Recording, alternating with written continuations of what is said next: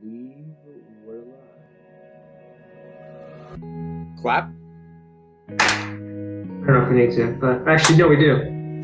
Yeah, because you have multiple audio. The clap is like ridiculous. Oh, Jesus. Okay. How are you, Dag? Hello. Good. I'm thriving. How are you? I'm surviving as well. I'm actually surprised we're in a state that I returned to United States like this and have never went back to work. So yeah, let's start with your situation. So you got married when? So I got married March 8th, 2020, 2 days before the pandemic was declared in the United States. Which feels like a year ago. Yes. So it feels like years, right? So I get married March 8th. Basically, everything was good. We had one table in our entire wedding not show up because of COVID-19, and they were from California. So if you know, California has always been like a week ahead of regulations, so they've been doing a good job. I think our country is doing a good job, but regardless. So I have the wedding, everything's good. I go to Dominican Republic. I get there. First 3 days, amazing. Like, we're partying like anything, drinking like anything. There's tourists everywhere. And then the fourth day comes. So around this time is when it's been the second day since, Trump declared social distancing. And we at the resort couldn't really figure out much, right? So they told us, hey, stay away from people, but when you're on vacation, on your honeymoon, you're gonna be partying like anything, right? So there'd be guys at the bar, they're telling you one thing every night, another guy tells you another thing, everyone's saying it's fake, oh, it's 10%, it's that. I had zero facts at this time. So the first week I have zero facts in the Dominican Republic, but what's noticeable is the amount of people leaving the Dominican Republic, dude. There were people leaving massively, and they said the week we were there, the first 3 days, 5,000 tourists in the resort. When we left, it was 300. 300 tourists. And so it started getting... did you have any access to, like, American news at all? So I had access to American news. Well, obviously the internet, obviously. But it was bad. You know, one of the first things they said was, like, keep your mouth wet or something. So that news was like trending everywhere. Keep your mouth wet, keep your mouth wet. It's going to get rid of COVID-19. And I was like, oh yeah, I'm going to totally do this. Like, keep drinking alcohol. I'm good. I'm killing the virus. But like near the end of the stay, there was nobody there. They closed all the restaurant. They closed all the bars. And it was pretty obvious, like something was up. I couldn't really figure out, you know, how drastic it was. Because when we left, it was less than 100 cases. So the week we come back, dude, it was scary, man. Going through the most trafficked airport, right? Atlanta, and there is nobody. Oh, you went to Atlanta? Oh, you're like, God. What the hell? And then I had another stop at Dulles. I had like a 2-stop. Wow. And at Dulles, Atlanta's like the biggest airport in the country, right? If not dude, it's the biggest airport. And I traveled for 4 years of my life, just the entire Monday through Thursday, constantly doing airplane travel. I've never seen the airport this empty. Dude, it was like a ghost town. The TSA agent looks at me and he's like, hey, you're kind of brave to be traveling right now. Like, how do you feel? Like, well, I had to. I'm like, bro, I'm coming back. Yeah. One weird thing about Dominican Republic, a lot of Russians vacation at Dominican Republic. I'm like, oh, weird. Was it like Russian couples or like Russian families or what? No, dude, they were like Russian families, like full families. And because I was at adults only, it's like all you hear, they come in groups. Like it's like family. It was like so crazy. I was like, wow, I feel like an immigrant again, and I love it. The only part that scared me is some of their accents are really like, oh, they sound angry. And like he looks happy, like he's like, I'm happy, but he's like, he sounds so. I'm like, don't kill me, sir. That's sort of a cool situation. I mean, not cool, but that's sort of an interesting situation. Is that you're locked down with all these foreigners in a place where you're like getting like half-ass news. That's sort of interesting, dude. It was interesting. It was interesting. I'm glad you made it. But that's insane. I can, and you probably took like the last trip you even could take, because I Yeah. think after that people were So just canceling. the airport shut down immediately after. So like 3 days after, it was shut down that weekend. So no one was leaving or coming back. So I'm so glad I got out of there within a week. But since Yeah. coming back, Dag, I haven't been to the workplace. I haven't been to a grocery store. So Emily's a doomsday prepper. So she prepared for this for 6 years. She's been doomsday She's so prepping. vindicated right now. Well, not yet, but she might be. Dude, she's so happy right now. She's so happy. She's like, I knew this was coming. The economic like downfall, this and that. Like, Have you used any of your doomsday materials yet? oh yeah, we've gone through some of our wastewater. We've gone through some of our wastewaters, just like water that you store just like doing dishes. Um, and we've also gone through some of the food. So she has food from like I forget the maker, but they're like good for 25 years. Yeah, And she's been doing that. that's sort of cool. I mean, yeah, I remember it was so like even being here, the information was so all over the place. Like I was talking to my friends, they were like, "Oh, are you getting canned food?" And I was like, "I mean, yeah, I'm gonna get canned food, but like that's implying that like all the supply chains just collapsed, which is like which is pretty extreme. But at the same time, like I bought canned food, like probably not enough to like sustain a complete collapse of like food stores, but like I got like beef jerky and stuff that I think would last, and like got canned food, and it's like I'm like if I ever had to eat this stuff as an actual meal, it's like the situation we would have to be in would be so fucking dire that like I don't even think I realize what I'm doing right now. But so like you feel crazy, like you feel a little bit crazy. Like I can't believe I'm actually Dude, buying canned food. I felt when I first saw the toilet paper memes, I thought it was like a joke. And Emily's like already doomsday prep. She's like, I already knew this was gonna happen, so I have everything. I'm good for like the next 3 years. I'm like, I heard all a right. point. I heard a point that the reason that happened is because toilet paper takes up so much space in the shelf that it doesn't take a lot for it to be sort of wiped out. Mhm. Because it's like if you take even more than you usually take, and then a handful of other people take a little bit more than they usually take, it's so easy to wipe out a shelf. So I think that's why that happened. And then also, it also like, I'm sure Facebook and the internet just like lit that wildfire. So because once you hear something's about to run out, you're gonna start stocking up on it, which is just like it was stupid, but it was also sort of a cool example of what happens when like people are sort of just flying by the seat of their pants. Oh You yeah. know, it's just like I guess I'll get this now. Like it's so What's like weird is like the average human being was probably not prepared for this. And while Emily, she would right. be reading book after book on doomsday prepping, and she's able to see like and predict like, hey, if this happens, this is what I need to stock up on. Mhm. If this happens, this is what I need. Dude, she had N95 masks ready to go. I've No never even way. heard of an No way. N95 mask, bro. Yeah, come in. She's like got 20 of them. She ended up donating them to our local hospital here. But I was Nice. like, what the heck is this? Like, why No do you way. have this? So we've been Holy using the shit. regular face masks to go outside, and especially in Right. our state where we live. They're still not reopening. We're not one of the 32 states out of 50 that's reopening. There's no path to reopening, so it's gonna I be saw there was interesting. I don't know if it was like a draft, but I like Trump released something where it was an actual path to reopening, but I don't know if it was actually enacted yet. And Hmm. I know we definitely need one because this is unsustainable. But dude, that's crazy that she had those masks, Yeah, because that was like information that the government was barely even giving out. yeah. And then the government. This is what got really confusing, and I think what made a lot of people mad at the government is that they initially said don't use masks. They're just for healthcare workers, and then all of a sudden they're like, actually, everyone Everyone should be should be using masks. using masks. And it was just like, okay, like, but I'm glad I'm seeing people actually using them.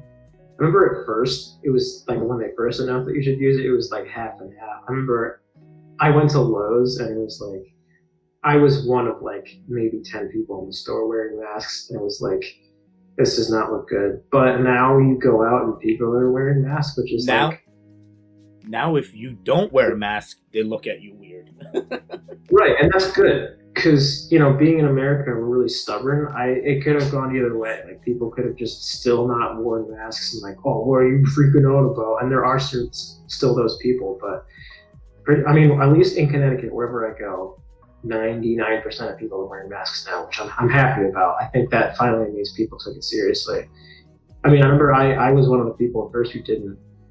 Like, I remember one of the last weeks in the office, we were talking, like we were, like, I worked with, like, actual pharmacists, and even they were like, it could just be the flu. Like, people who were doctors, were doubting it. And I had this one friend who was freaking out. I have to give him credit. He was freaking out about it way early on. He's like, this is going to collapse our economy. I'm like, no, it's not. And then now it basically did. It did? Dude, the one thing with the masks is I was on the same bandwagon when I first heard it. Like, I'm going through the airport at Dominican Republic and I saw all these people wearing it. I'm like, dude, there's a mask shortage. Healthcare workers aren't getting masks, and here you are wearing masks. Like, where are you guys getting these masks that you can't donate them? And I started getting upset. But now I understand that, hey, those guys were protecting themselves. Maybe they didn't even know it then, and they really, they could have contributed to the healthcare workers. But like, it's surprising the complete change we've had. Yeah, it was really weird. I mean, I guess it was good at first, so they kept the masks for healthcare workers stocked. So I guess that was good for that. But then I remember like thinking, it was like, wait a minute. I know you're supposed to donate them, but then you have to make like a sort of an ethical decision. Like, wait a minute, I could either protect myself and my family and keep them, or I could donate them, which is technically the right thing to do. It's like you have this sort of ethical dilemma you have to make. But I guess it's only if you have extra ones you should donate them. Well, now you can build your own or make your own, right? Have you done that? So I think I don't have any. I've seen people with them. I've considered buying like the fabric ones online,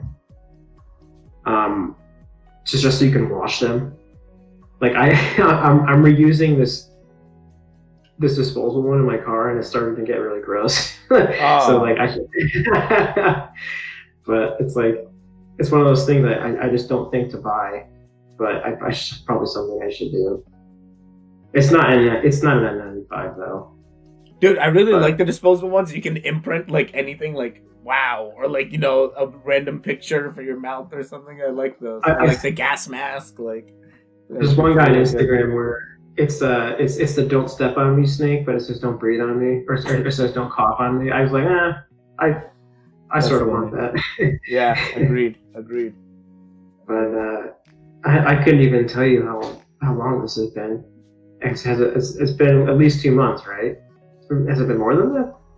Well, I came up on my 2-month anniversary, so it's been at least 2 months. Yeah, your wedding is almost like the marker for it. Dude, I feel like I had the last wedding. There's no, like, even the people that are having weddings, I'm very happy for them. They should do, they're doing what they can during this time, doing the social distancing during the wedding. I can only imagine how much money they're losing or how much money they lost out already. It's a sad thing. It's unforeseeable. I understand, but like, I personally do feel like I had the last real wedding, and then soon, once we open up back, we'll have weddings again. It'll feel a little bit different than it is now, And I understand your decision, because it's like you did all of that, and you're not just going to cancel it when you're not being forced to. It's like I completely understand.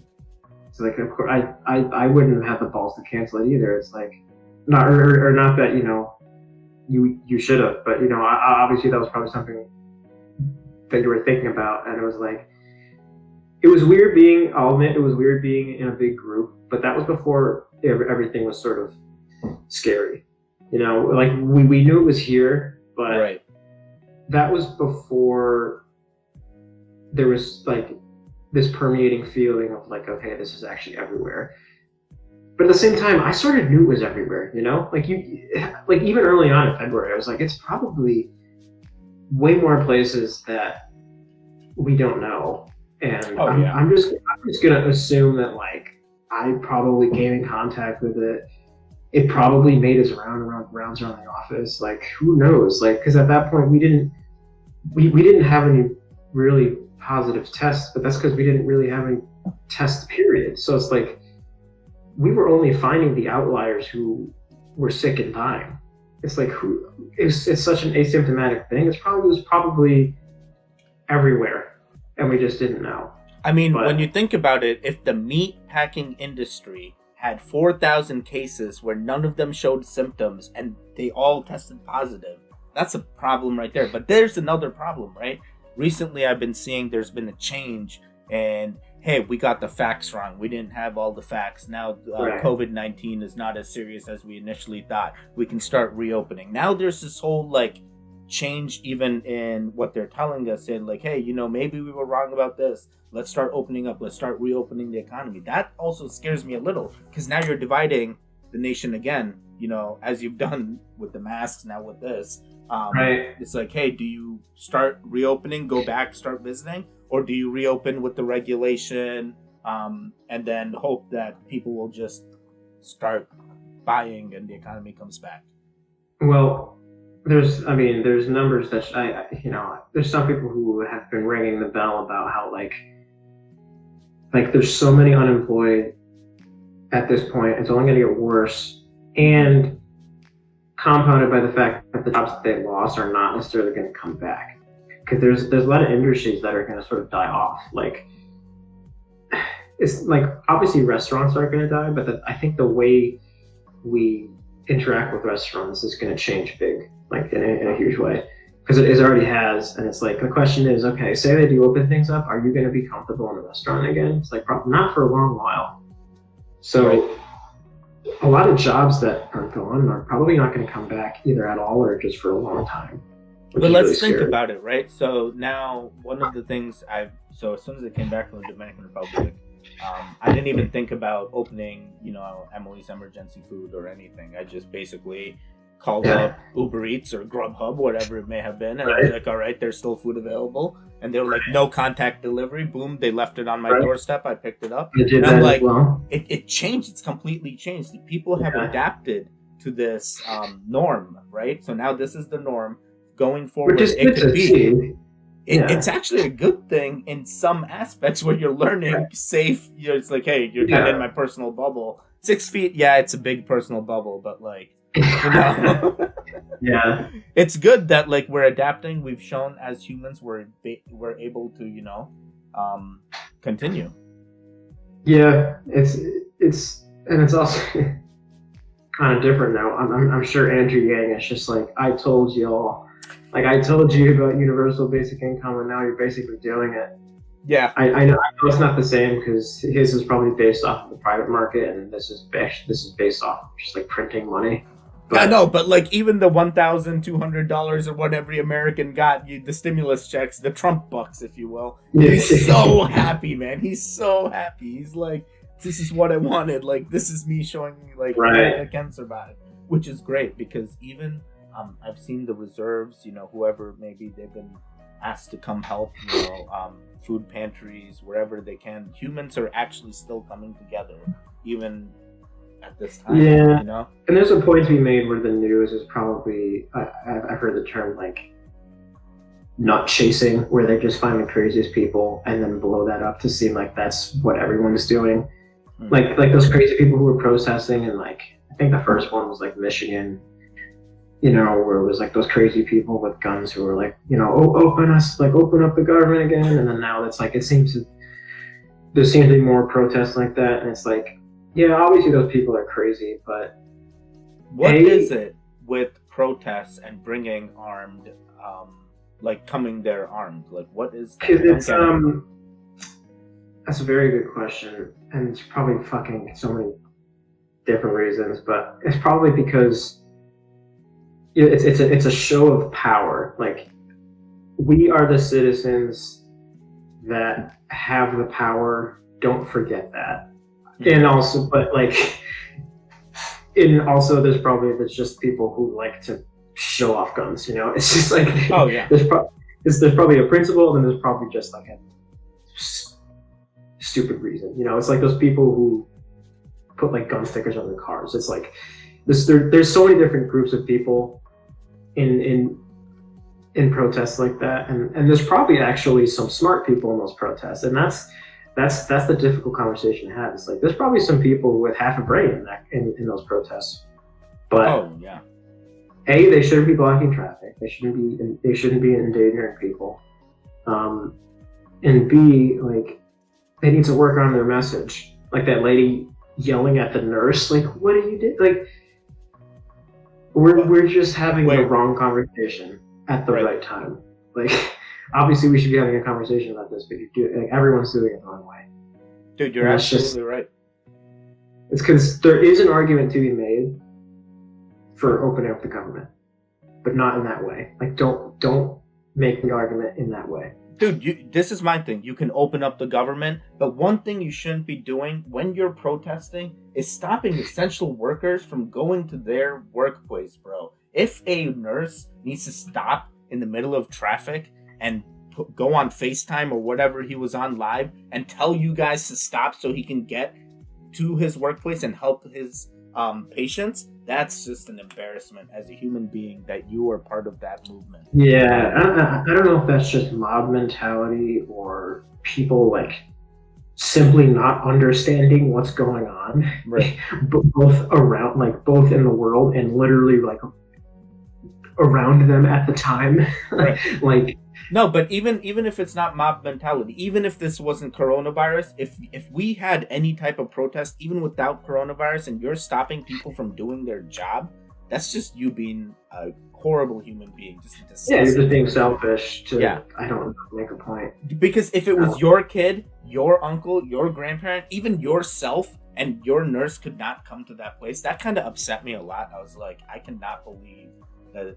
Well, that's why it's like you're shooting yourself, like you're trying to make a point, but then you're shooting yourself in the foot. Yeah. Like you're trying to make a point and then you're doing it in the worst way. It's like what are you achieving? Dude, one of the best points of this entire COVID, I wouldn't say best, but like interesting points, is what Elon Musk's daughter was named. Have you seen that? Sure, we could shift there. Have you seen that? I thought it was a joke at first because, like people always, because Elon's very active on Twitter, and then that always makes memes come up. Like it's very good for like harvesting memes. Yeah. Like, because he plays into it. And people always joke about that anyway. And I don't know if I can find it right now, but I saw somebody literally tweeted Elon's daughter, or it was either like, I think it was like, white people better name their kids, and then it was literally those symbols. Like, the XAE. Yeah. Somebody called it. They didn't say Elon. I think it was like white people better name their kids this, and then he like quote tweeted me now, and he's like, "Holy fuck." No, I literally, what was that? I was watching like Joe Rogan podcast last night while I was trying to figure out our entire setup thing, and Elon was on there. Yeah. Yeah. It was crazy. I watched that. Yeah. He was. I heard he still was a robot. I watched the first one that was like a year ago. Oh, okay. He's such a robot, isn't he? Dude, he is an interesting character. Can definitely see, there's a lot going on in his head. It's hard for him to keep up. That's why he's got so many ventures. But the coolest part about this podcast, other than his kid, was Neuralink, his new company. Oh, yeah, that's why I wanted to listen. Dude, he basically talks about cutting up like an inch hole in your skull, and your skull is thick, right? So they figured out a robot that can open up your skull, put a hole, and put a Bluetooth like receiver type thing where you'll be, and it's completely unnoticeable. So you wouldn't even know you had this thing in there, but now you've opened up your brain to like 10,000 possibilities. But the people he's targeting is people that have brain illnesses, lifelong illnesses. That's what I heard. And the diodes, or like the wires themselves, have to be like put into place, because I guess your brain, your entire body is just electrical waves, and they can mimic that and get functionality back. So speech, like he's saying, the possibilities are endless. Which makes sense, I guess. Joe Rogan even pokes even more fun at him to see how further he can take this. And his goal, like the way he's talking, I feel like Elon's goal is to eventually upload his brain, save the state, his consciousness is at. Because even though like our physical, like, you know, like physical attraction, your emotions, all this is biological. But if you take the state of where your brain's at and you completely save it, he's saying like you can come back at any point. Doesn't matter what. Yeah, it's almost like in a way immortality, but not with your body, with your mind. But not with your body. You would be missing. Which has been a topic of I think multiple sci-fi things. Like I don't know if you watch Black Mirror. I've seen Black Mirror. There's one where that was literally the concept. Like when you die, you have a choice. It's like you can die, or we can upload your brain to like it was like a server, and then you basically live in immortality in whatever server you want, and you could choose your reality. Oh, I would love that.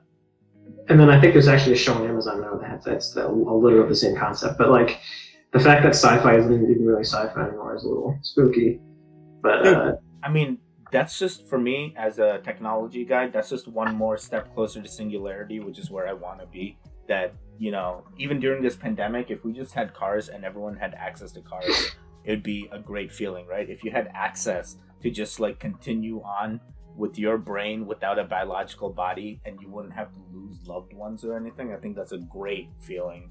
I don't know what the termination date will be. I think eventually everything comes to an end, but like it definitely prolongs. That's the ethical question. Yeah, not even the ethical question. It's like the existential question.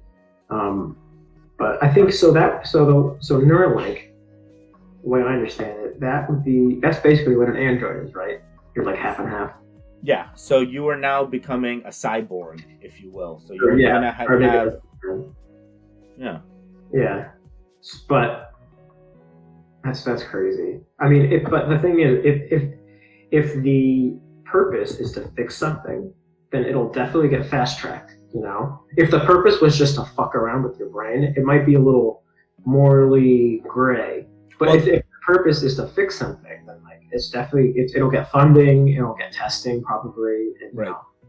So he does say that there's already been studies on the brain. We already know what the brain. We don't know everything, but we have strong indications. You know, just like spaceflight, we don't know everything about bringing the rocket right back down. But after so many tests, you figure it out. So there's going to be human trials that are going to go through all of it to get it to the best iteration. But he's saying Neuralink's going to go live like this year. So he's got, human subjugates, I guess, that are signed up and ready to go. That's scary. But that's something where it's like, I hope it would have taken longer. What's crazy is when I was at the AWS conference, I got to meet with Johns Hopkins University technology experts, and at that time they were, I think I've talked about this before, they were trying to figure out how do I store a 0.01 microgram of brain matter into a database, and they figured out that they could do it, but it took a petabyte, like a crazy amount of space of data to store that one tiny microgram. So it is plausible. We're getting there. Yeah, I think we're getting there. Yeah, that was like one of those fun facts where like one part of the brain is like a zillion terabytes. Yeah. You would need a city of data space in order to store one brain. So it's like eventually over time we can bring that down. The storage space gets less, and what you talked about in Black Mirror is plausible, right? Now you can store yourself, and we are getting there. One thing Joe Rogan touched on the podcast was Elon's doing this right now just to save the people, but eventually a parallel path builds out, and it's like, hey, now this guy's got something in there. What else can we do? So two paths really happen. One's the good path. One's like, let's explore this some more. Start getting into the dystopia where it's like, ooh, what if someone hacks it? It's like, I mean, that's the argument against like autonomous cars or any sort of autonomous infrastructure. It's like, better have that shit secure, because now the stakes are higher for hacking, way higher. Oh yeah, way higher, bro. Talking about hacking, I recently had to go through an entire reset of my laptop because I got hacked. And the way I got hacked was very silly. So like any other normal human being, I want to get free software. I don't want to pay for it. So what I did was... Like LimeWire days. Yeah, like LimeWire days. So I downloaded like 2-3 programs off of YouTube. I didn't download it from YouTube. I YouTube how do I get this for free? And they gave me links to MediaFire files, whatever it is. So I downloaded it. Everything went in. One of the programs was like, hey, disable your antivirus so the crack does it and whatnot. So I'm like, oh yeah, makes sense. And everything's working great. For the last 3 months, I think my computer's had no problems except one thing. My computer gets hot like anything. It was getting so hot that I couldn't even put my hand on a key, right? So eventually I was like, maybe this is a problem. I had the heatsink the fans replaced and the heatsink replaced, and it's still getting hot. So I called the tech specialist expert. He looks at my computer for like 5 minutes, and he comes back to me and he's like, hey, did you download any of these programs illegally? And I look at him, I'm like,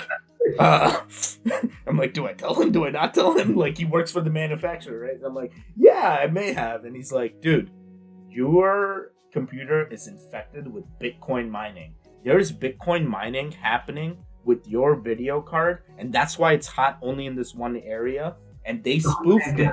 So it came in as a crack, and it spoofed my CPU usage, saying, hey, it's only 4% is being used, when in fact, like 80% of the CPU is being used. That's why it was getting so hot. So as soon as I figured it out, I reset my entire laptop, and this is where we are today. Shit. So if you had opened Task Manager, it wouldn't have shown that your GPU was pegged or anything, right?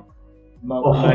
My GPU showed 3%, and the way this guy figured it out, while he was doing the screen share, he kept lagging in and out, and there was some other stuff he saw where the CPU is actually going like crazy, fluctuating. He's like, yeah, you got Bitcoin mining on here. There's nothing else. So as soon as I reset it, I now touch my laptop. Bro, I can touch my laptop anywhere. It doesn't get hot. It was crazy. So for that to work, they must have to do that to a bunch of different computers, right? Yeah, because I can't be the only person on that YouTube video that downloaded it. It had 6,000 likes. Oh my god! Because Bitcoin mining, it takes a lot of juice, right? So it would have been your computer, someone else's, and all sort of daisy chained, right? Yep. They would have daisy chained into Bitcoin mine, and they're probably making good money because pre-pandemic, Bitcoin was 5,000 to 6,000, and now it's at 10,000. So stabilization is really showing. I'm curious to see if that spikes any higher because, I have friends who are saying that the dollar is going to completely collapse because it's not backed with any assets, and they're on top of the fact that they're just printing money absolutely crazy to try to just stuff the economy. It's like anyone with a crypto wallet is probably, they feel semi-safe. I think my big thing is that say worst case scenario the dollar collapses and then we have to switch to something else. It's we would still need the infrastructure for crypto. So it's you're not just going to go down to the grocery store and give them crypto yet, Right. It's which is for the argument for other types of currency like gold and stuff like that. But I feel if the dollar collapses, a gun is more valuable than crypto or gold. Oh yeah, Dude, absolutely. Absolutely. Precious metals, I think, will still hold their value, but yeah, I agree. It's definitely worth more money than money. But for now, it's hey, Trump bucks. Yeah, Trump bucks. Bro, you got the quarantine cut, right? You got your head completely shaved, and I'm doing the opposite. I'm growing it out as much as I can. And I haven't even gotten a haircut. It is crazy, bro. I was trying to do that. I was growing out the beard, but mine doesn't grow unevenly, so I gave up on that. And then I was trying to just trim my hair, and I really fucked it up. So I'm like, well, it's time for it all to come off. Bro, I'm only growing my beard because it hides my double chin. Yeah, that's like a life hack, right? Yeah. You just grow your beard. I'm like, oh, now it looks skinny again. Now I can eat anything. Distinguished gentleman. All right, I think we're hitting the 30-minute mark or higher, so just about, I think. Just about. I think this was good. Hopefully, we get to do this more often during the quarantine. We took a little break. Yeah, and all these podcasters, they're joking about how it's all these jobs you thought were really high up are dying. But meanwhile, podcasters are thriving. It's gonna be the only job left after this. Right. We're thriving, even though we don't have ad revenue. But you know, dude, I'm still... slowly building up. We'll slowly build up. We'll get there. It'll be great, and it'll be Teddy and Dag all over again. Yeah, absolutely. To our 5 viewers, we're still here. We're alive. We're alive. I hope you guys are too. All right, we can't afford to lose any of you. Yeah, we need you now more than ever. Dude, the next one we should do one at nighttime so we can drink and get really crazy. This is true, although it's technically noon now, so green light. All right, we'll talk after and we'll drink a little. All right. I like a plan. Talk to you next time. All right, cut. All right, awesome, dude. My freaking What camera? Oh, your phone? Yeah, that's why we wanted to run OBS. We had a backup, but I'm not even